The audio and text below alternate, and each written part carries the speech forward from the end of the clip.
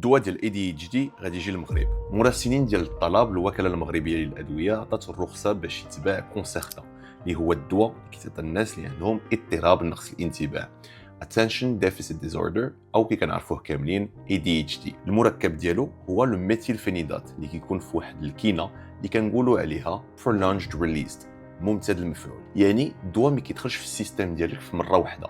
الاطلاق ديالو كيكون بمراحل باش ليفي ديالو يستمر على طول النهار بحبه وحده في الصباح. فاش بوستيت ستوري على هادشي الناس سولوني واش غيكون بلوردونونس، وبدون اي شك حيت هاد الدواء راه كيتشابه بزاف بليزانفيتامين، وبغيت نكون واضح معكم بلا ماشي شي حاجه بسيطه اللي يمكن لكم تشوفوها كحل اعجازي. بحال كاع لي ميديكامون كاينين لي زيفي سكوندير وخصكم ضروري تشوفوا الطبيب، من الاحسن بسيكياتر ولا نورولوج. واهم حاجه اللي بغيتكم تعرفوا قبل ما نساليو هي بان جميع الادويه عندهم المنافع والمخاطر ديالهم، ولا بغيتوا تبقاو على بالكم ما تنساوش ديروا فولو. تهلاو.